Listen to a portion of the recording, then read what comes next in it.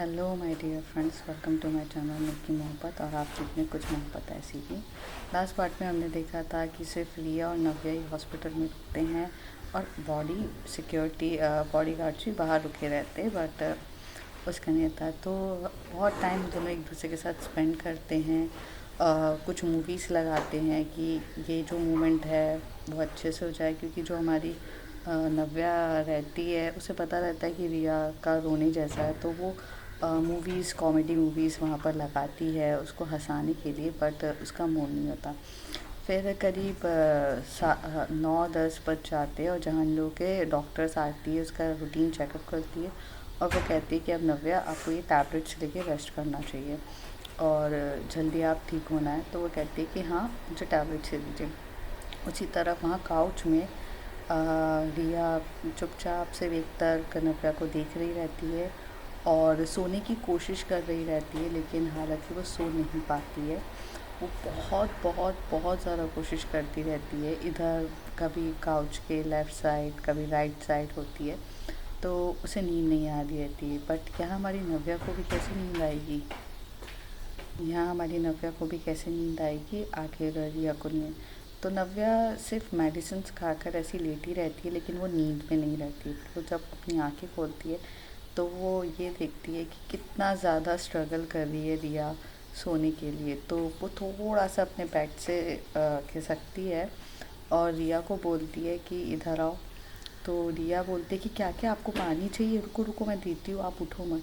तो कहती मुझे पानी नहीं चाहिए, इधर आओ। तो वो इधर आती है, उसके बाजू में बैठती है और साइड में उसको बोलती है चलो लेटो। तो कहती है नहीं नहीं, आपको चोट लगी है, मैं अगर लेटूंगी तो फिर आपको लग वग जाएगी। तो कहती है कुछ नहीं होगा, लेटो। वो इसके साथ वहाँ पर बहुत प्यार से लेट जाती है और बहुत डर डर के अनकंफर्टेबल वे में लेटती है और कोशिश करती है कि वो अपने इन सब चीज़ों से नव्या को पेन ना दे दे। लेकिन तो यहाँ पर वो बहुत साइड में होकर उसे कंफर्टेबल होती है, क्योंकि नव्या और रिया का ऐसा हो जाता है कि अब दोनों को एक दूसरे के साथ ही सोने पे नींद आती है। ना नव्या उसके बिना उसे नींद आएगी और ना रिया को। तो वो उसको बोलती है। फिर नव्या अपना एक जिस हाथ में लगी रहती है वो उसका लेफ़्ट हैंड रहता है, तो अपने राइट हैंड को आगे करती है, उसे बोलती है, उसे पूरे अपनी बाहों में अच्छे से कंफर्टेबली उसको करती है और बोलती है आप ठीक हो? तो वो स्माइल करने लगती है और बोलती है आपको पेन तो नहीं हो रहा है? तो वो कहती है कि नहीं नहीं, मुझे पेन नहीं हो रहा है, आप अच्छे से कंफर्टेबल होके सोइए। तो रिया को जब नव्या के साथ सोने की आदत थोड़ी सी नॉटी वाली रहती है, क्योंकि उसका एक हाथ हमेशा से नव्या के बूब्स पे जाता ही है, लेकिन वो हमेशा से उसके लेफ्ट बूब्स के साइड रखती है। जब वो राइट में होती है, जब वो राइट में होती है तो लेफ़्ट में पकड़ती है। तो इस समय तो लेफ़्ट में उसे लगी हुई रहती है, तो वो बहुत ज़्यादा अनकंफर्टेबल, मतलब एक दो बार तो वो टच कर देती है तो नव्या को पेन होता है। तो नव्या बोलती है, तो उसको याद आता है अरे अरे यहाँ पर तो लगी हुई है। तो कहती सॉरी सॉरी सॉरी, मेरा इंटेंशन ये नहीं था। तो कहती कोई बात नहीं। फिर जैसे तैसे वो दोनों एक दूसरे को कंफर्टेबल होते हैं। वो नव्या के आखिर राइट बूब्स में हाथ रखकर वो सोती ही है, क्योंकि उसे उसके बिना उसको नींद ही नहीं आती। दोनों बहुत क्यूट रहते हैं और रिया जैसी नव्या की बाहों में आती है वो तो मतलब ऐसा लगता है कि उसको जन्नत मिल गई है, और कब उसकी आंखें लग जाती है उसे पता ही नहीं चलता।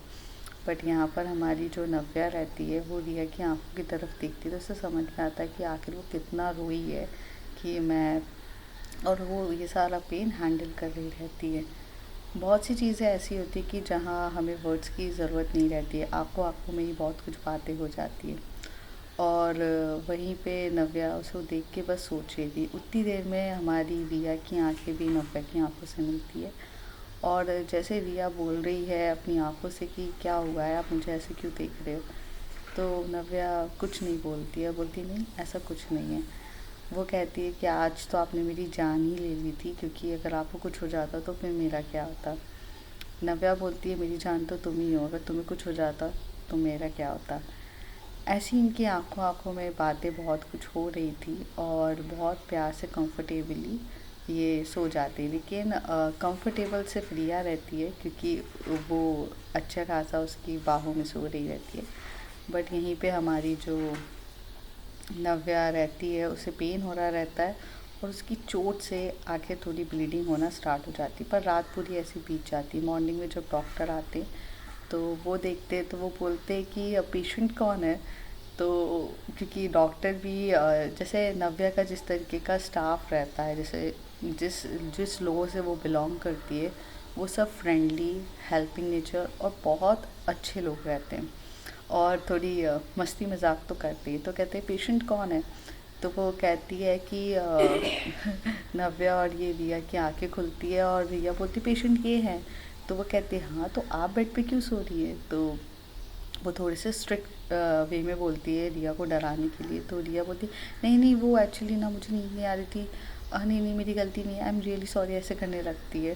तो नव्या स्माइल करती है और वो एकदम से नव्या की तरफ देखती है रिया और बोलती है आप स्माइल कर रहे हो, कोई आपकी गर्लफ्रेंड को डांट रहा है। तो वो कुछ नहीं बोलती है और वहाँ पर और वो बहुत शांति से उसी तरफ देख रही रहती है। वो डॉक्टर आता है और दो डॉक्टर्स रहते हैं, एक होता है अरुण और दूसरा डॉक्टर होती है प्रीति। अरुण और प्रीति इसी तरफ देख के बोलते हैं कि आप दूसरी जगह आप काउच में बैठेंगी। तो वो उठ के फटाक से काउच में बैठती है। तब वो जब उसका कर रहे रहते हैं तो उन्हें पता चलता है कि उसके घाव से मीन्स उसके वाउंड से ब्लीडिंग होना स्टार्ट हो जाती है। तो वो उनका ड्रेसिंग्स वगैरह वो सब करने पे लग जाते। फिर वो कहते हैं कि अभी आप इतने कैपेबल नहीं हो कि आप प्रेशर हैंडल कर सको। सो वो रिया की तरफ देख के बोलते थोड़ा टाइम इनसे दूर रहोगे तो ज़्यादा बेटर है। तो रिया बोलती हाँ हाँ मैं तो दूर ही थी। बट तो यहाँ पर डॉक्टर दोनों हंसने लगते, सब हंस रहे रहते। बट सबसे ज़्यादा टेंशन तो रिया के चेहरे पे होती है क्योंकि उसका फेस एकदम बच्चों टाइप हो रहा रहता है और यहाँ पे ये सब उसको टीज कर रहे थे। तब नव्या बोलती हो गया ना, इतना टीज करने की क्या ज़रूरत है, चलो ये बताओ कि मैं डिस्चार्ज कब हो रही हूँ। कहते नहीं नहीं अभी तुम डिस्चार्ज नहीं हो सकती हो, अभी कुछ ट्रीटमेंट्स हैं, वो होने के बाद होना है डिस्चार्ज, तब इंजॉय करो। तो वो बोलती है यहाँ क्या एंजॉय करो, अरे अरे प्राइवेट रूम है अच्छा खासा है, एंजॉय करो। डॉक्टर अरुण ऐसे उसको बोल के टीज़ करके वहाँ से चले जाते हैं। और डॉक्टर प्रीति अच्छे से उनको बोलती है, वो इंस्ट्रक्शन देती है रिया को कि थोड़ा सा आप थोड़ा सा उन पर प्रेशर डालो, कम करो, क्योंकि अभी उनके बॉडी में इतना एनर्जी नहीं है कि वो आपका वेट ये सब चीज़ें हैंडल कर सके और थोड़ा डिस्टेंस तो बनता है। तो वो कहती है सॉरी डॉक्टर मैंने जानबूझ के नहीं किया था, बट हाँ। तो ऐसे ही यहाँ से ये लोग चले जाते हैं। दूसरी तरफ हमारी जो आलिया रहती है वो अनन्या को अच्छे से काम सिखा रही रहती है, लेकिन वो ये नोट करती है कि उसका काम में ध्यान ही नहीं है।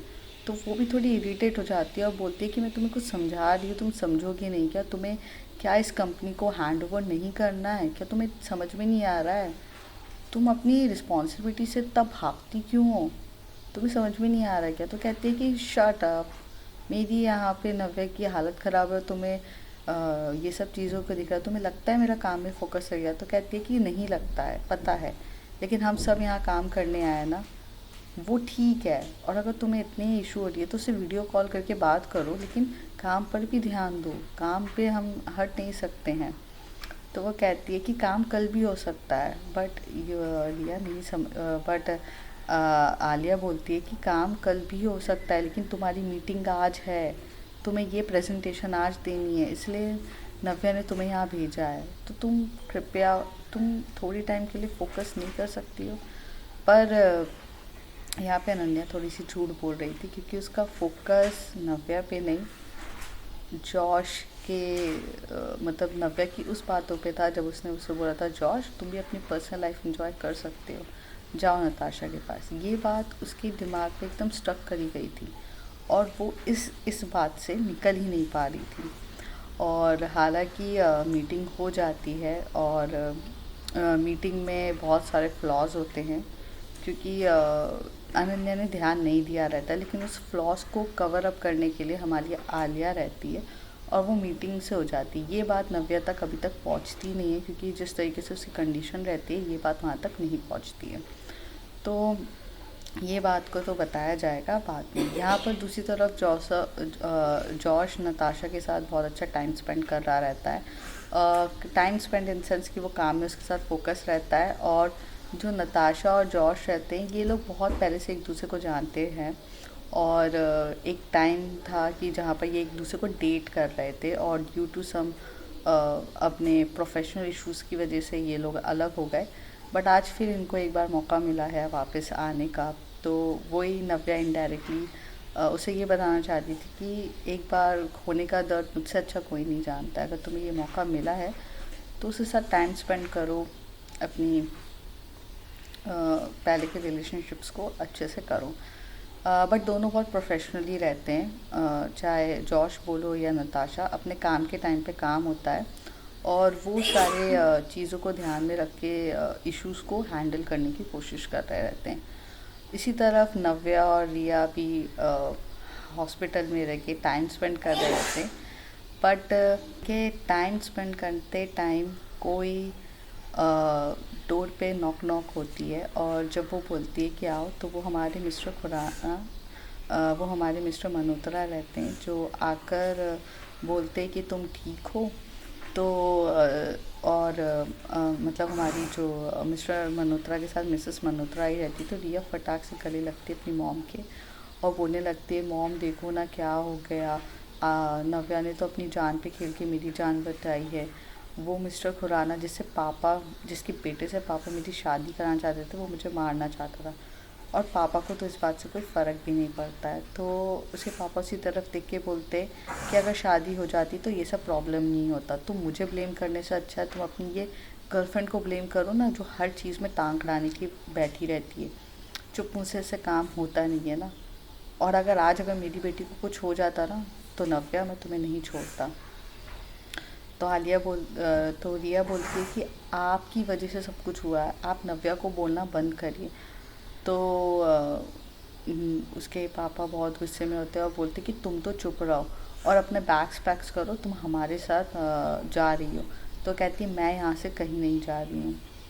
तो वो नव्या की तरफ देख के बोलते कि तुमने मेरी बेटी का कितना ख्याल रखा है ना, दिख गया है कि तुम्हारे घर पर रहकर ही वो उठा कर ले गया। और ये सब चीज़ें देखने के बाद तुम्हें लगता है मैं अपनी बेटी को तुम्हारे साथ छोड़ूंगा? तो नव्या कुछ नहीं बोल रही रहती है, सिर्फ एक तरफ सुन रही रहती है। फिर वो थोड़ी देर बाद बोलती है कि आप भी जानते हैं और मैं भी जानती हूँ कि वजह क्या है।